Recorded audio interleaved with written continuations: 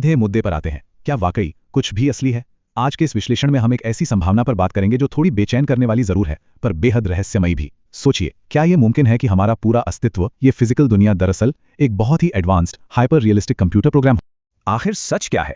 हम इंसान लगातार ऐसी डिजिटल दुनिया बना रहे हैं जो बिल्कुल असली लगती हैं, है ना? वर्चुअल रियलिटी से लेकर एडवांस्ड वीडियो गेम्स तक सब कुछ एकदम रियल। लेकिन यहाँ एक बहुत बड़ा एग्जिस्टेंशियल सवाल उठता है। क्या ये आर्टिफिशियल और डिजिटल रियलिटीज का बनना किसी और सच्चाई की तरफ इशारा तो नहीं? क्या ये इस बात का सबूत है कि हमारा ब्रह्मांड खुद एक डिजिटल रचना है? इसे कहते हैं सिम्युलेशन थ्योरी। एक ऐसी थ्योरी जो कहती है कि हमारी ये जो रियलिटी है, ये शायद एक अल्ट्रा हाईटेक कंप्यूटर सिम्युलेशन की सिवा और कुछ भी नहीं, जिसे कोई हायर इंटेलिजेंस चला रही है। और जैसे जैसे आर्टिफिशियल इंटेलिजेंस और वीडियो गेम्स की तकनीक इतनी तेजी से आगे बढ़ रही है, फिजिकल और डिजिटल दुनिया के बीच की जो लकीर है ना, वो लगातार धुंधली होती जा रही है। अब आते हैं पहले मेन पॉइंट पर, द सिम्युलेशन ट्राइलेमा। ये ऑक्सफोर्ड फिलोसोफर निक बॉस्ट्रम का 2003 का एक बहुत ही मशहूर सिद्धांत है। बोस्ट्रम ने 3 विकल्प दिए थे। पहला, इंसानियत इतनी आगे बढ़ने से पहले ही खुद को तबाह कर लेगी और कभी कोई सिमुलेशन बनेगा ही नहीं। दूसरा, इंसानियत वहां तक पहुंच तो जाएगी पर जानबूझकर ऐसी आर्टिफिशियल दुनिया नहीं बनाएगी। और तीसरा, जो सबसे ज्यादा डरावना और स्टैटिस्टिकली पॉसिबल है, कि हम ऑलरेडी एक सिमुलेशन के अंदर जी रहे हैं। यहां ध्यान देने वाली बात यह है कि अगर पहले 2 विकल्प गलत हैं, तो तीसरा विकल्प अपने आप एक मैथमेटिकल सच बन जाता है। इस आइडिया को थोड़ा और आगे लेकर सोचते हैं। अगर किसी एडवांस्ड सिविलाइजेशन के लिए ऐसी एंसेस्ट्रल सिमुलेशंस बनाना सच में मुमकिन है, तो वो एक नहीं बल्कि लाखों सिमुलेशंस बनाएंगे, राइट? और उन सिमुलेशंस के अंदर बैठे लोग अपनी खुद की नई सिमुलेशंस बनाएंगे। ये बिल्कुल उन रशियन मैट्रियोश्का डॉल्स की तरह होगा जो एक के अंदर एक होती हैं अनंत तक। तो बड़े बड़े एक्सपर्ट्स इस बारे में क्या मानते हैं? एस्ट्रोफिजिसिस्ट नील डिग्रास टाइसन के हिसाब से इस बात के 50-50 चांसेस हैं कि हम असली दुनिया में हैं या किसी सिम्युलेटेड रियलिटी में। वहीं इलॉन मस्क जैसी हस्तियां मानती हैं कि हमारी इस बेस रियलिटी के असली होने का चांस करोड़ों में एक है। पर सवाल यह है कि इस फिलोसॉफिकल आइडिया को आखिर प्रूव कैसे किया जाए? Section 2, glitches in the code, यानी इस रियलिटी के फैब्रिक में नजर आने वाली गड़बड़ियां। अगर ये ब्रह्मांड वाकई में प्रोग्राम्ड है, तो इसके कोड में कभी ना कभी तो एरर्स जरूर आएंगे। टाइमलाइन में अचानक से बदलाव, सिस्टम एरर्स, ऐसी चीजें जो हमारी रोजमर्रा की जिंदगी में झलक दिखा जाती हैं।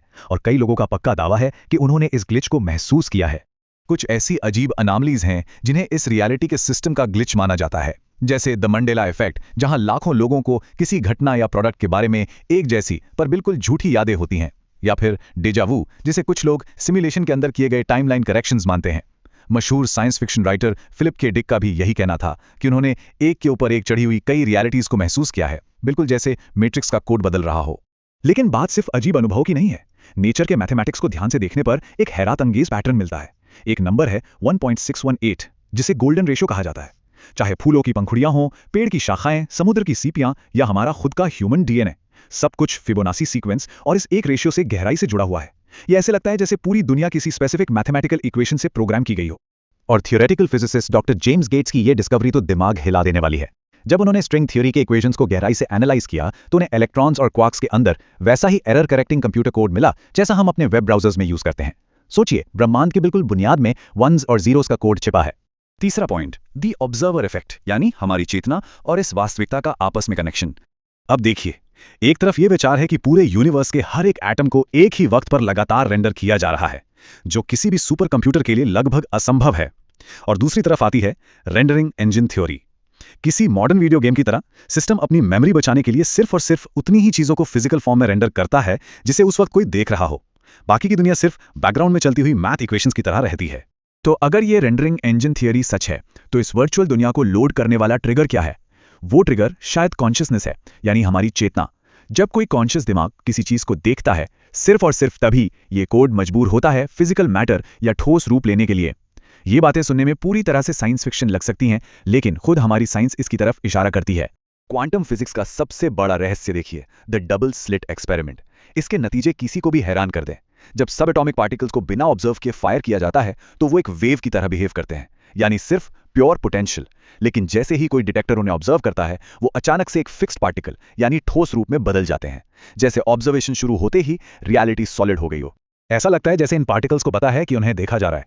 और तो और, जॉन व्हीलर के डिलेड चॉइस एक्सपेरिमेंट ने रेट्रोकॉजालिटी का कॉन्सेप्ट प्रस्तुत किया। इसका सीधा सा मतलब यह है कि पार्टिकल को देखने का फैसला स्पेस और टाइम के पार जाकर उस पार्टिकल के गुजरे हुए कल को भी बदल देता है। रियलिटी अपने आप को पास्ट में जाकर एडजस्ट करती है, सिर्फ इसलिए क्योंकि उसे ऑब्जर्व किया गया है। चौथा point, hardware of the Cosmos. लेकिन सवाल यह है कि आखिर इतना बड़ा इल्यूजन चलाने के लिए हार्डवेयर कैसा चाहिए होगा? 10 टू द पावर ऑफ 80। अनुमान लगाया जाता है कि पूरे ऑब्जर्वेबल ब्रह्मांड में कुल मिलाकर इतने एटम्स हैं।